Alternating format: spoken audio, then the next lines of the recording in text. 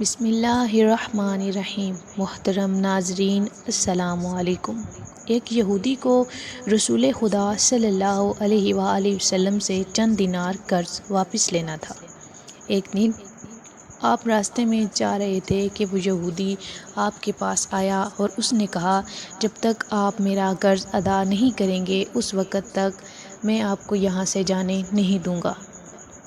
نبی اکرم صلی اللہ علیہ وآلہ وسلم نے فرمایا، اس وقت ادائیگی کے لیے میرے پاس کچھ بھی نہیں ہے۔ یہودی نے کہا، جب تک آپ میرا قرض واپس نہیں دیں گے میں بھی آپ کو یہاں سے جانے نہیں دوں گا۔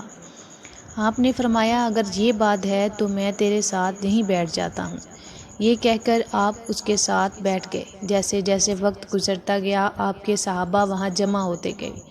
جب انہوں نے یہودی کی یہ جسارت دیکھی تو انہوں نے اس کو سزا دینے کا ارادہ کیا۔ آپ نے انہیں ہر طرح کی تابعیت اور کارروائی سے روک دیا اور فرمایا کہ تم دور چلے جاؤ۔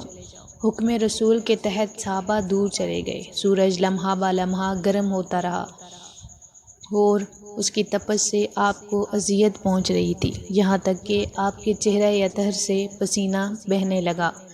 اس کے باوجود آپ نے کسی طرح کے غصے کا اظہار نہ کیا اور کوئی سخت جملہ نہ کہا۔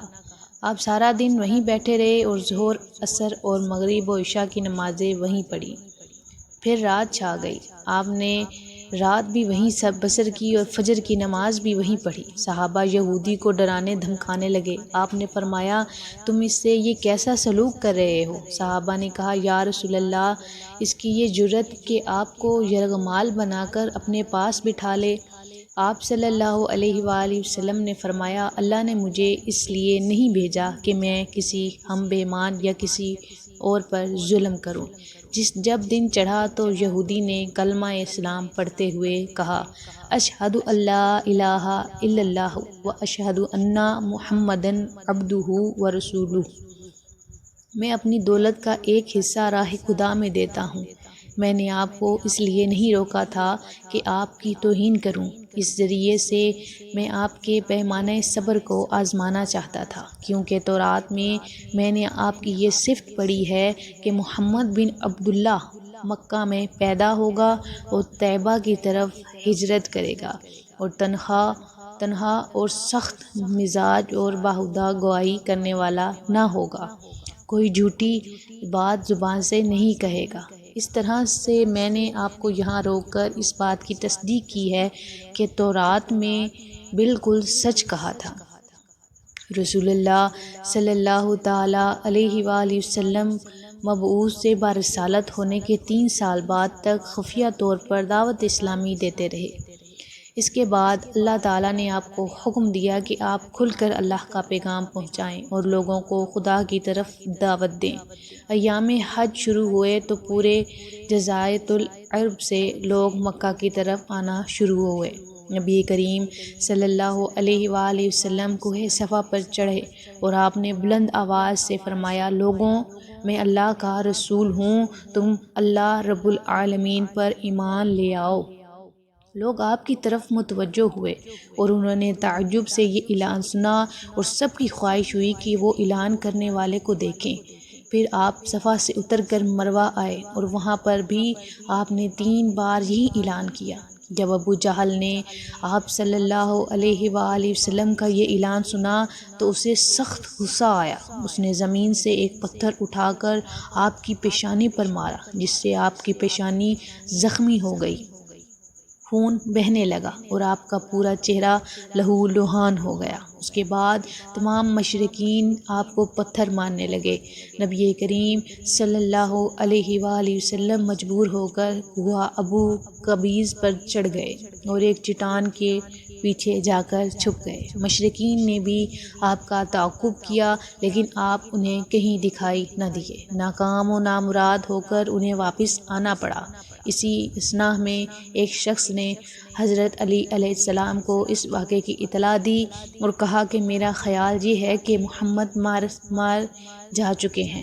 نعوذ باللہ! یہ سن کر حضرت علی علیہ السلام کو شدید دکھ ہوا اور آپ ام المؤمنین حضرت خدیجہ الکبریٰ سلام اللہ علیہ کے پاس آئے اور ان سے کہا، میں نے یہ سنا ہے کہ مشرکین نے رسول خدا صلی اللہ علیہ وآلہ وسلم پر سنگباری کی ہے، اور بعض لوگوں کا یہ گمان ہے کہ نبی کریم صلی اللہ علیہ وآلہ وسلم شہید ہو گئے ہیں۔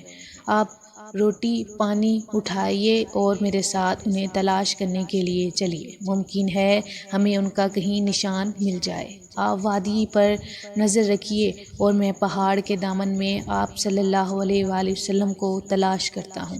آپ روتے ہوئے آگے بڑھی اور آپ کہہ رہے تھے، یا رسول اللہ، ہمیں جواب دیں، آپ کہاں ہیں؟ میری روح آپ پر قربان، اب کس وادی میں بھوکے پیاسے ہیں؟ آپ نے مجھے اپنے ساتھ کیوں نہ لیا تھا؟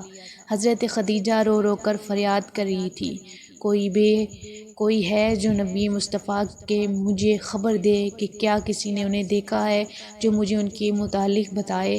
اس وقت جبرائیل امین علیہ الصلاۃ والسلام خدا صلی اللہ علیہ وآلہ وسلم پر نازل ہوئے اور ان کے پیچھے ملائکہ کی بہت صفیں تھیں۔ انہوں نے حضرت صلی اللہ علیہ وآلہ وسلم سے کہا، خداوند جبار نے ہمیں آپ کی فرمان کے تکمیل کے لیے بھیجا ہے، اگر آپ چاہیں تو ہم اس قوم کو تباہ کر دیں گے اور ان کا دنیا میں کہیں نام و نشان تک دکھائی نہ دے گا۔ رحمت للعالمین نے فرمایا، میں نبی رحمت بن کر بھیجا گیا ہوں، میں عذاب و انتقام کا حامی نہیں ہوں۔ پروردگار میری قوم کو معاف کر دے، وہ مجھے جانتے نہیں ہیں۔ امین علیہ السلام حضرت صلی اللہ علیہ وآلہ وسلم سے کہا، خدیجہ سلام اللہ علیہا آپ کو تلاش کر رہی ہیں۔ خدیجہ کے رونے نے آسمان کے فرشتوں کو رلا دیا ہے، آپ انہیں جواب دیں، خدا کی طرف سے ہماری طرف سے انہیں سلام پہنچائیے اور انہیں جنت کی بشارت دیں۔ نبی اکرم صلی اللہ علیہ وآلہ وسلم نے خدیجہ و علی کا صدا دی اور انہیں اپنے پاس بلایا۔ دونوں شخصیات آپ کی خدمت میں حاضر ہوئی اور آپ نے ان کی پیشانی پر پٹی باندھی اور گھر لے آئے۔ جب مشرکین کو معلوم ہوا کہ نبی اکرم صلی اللہ علیہ وآلہ وسلم اپنے گھر آ چکے ہیں تو انہوں نے گھر کا محاصرہ کر لیا اور سنگ باری شروع کر دی۔ حضرت علی علیہ السلام اور حضرت خدیجہ علیہ السلام آپ کا دفاع کرنے لگے۔ جب سنگ باری میں معمولی سا وقفہ ہوا تو حضرت خدیجہ گھر سے نکلی اور انہوں نے چیخ کر کہا، فرزندہ قریش، کیا امید ہے میری یہ کہانی آپ کے دل کو چھو گئی ہوگی۔ مزید ایسی سٹوریز کے لیے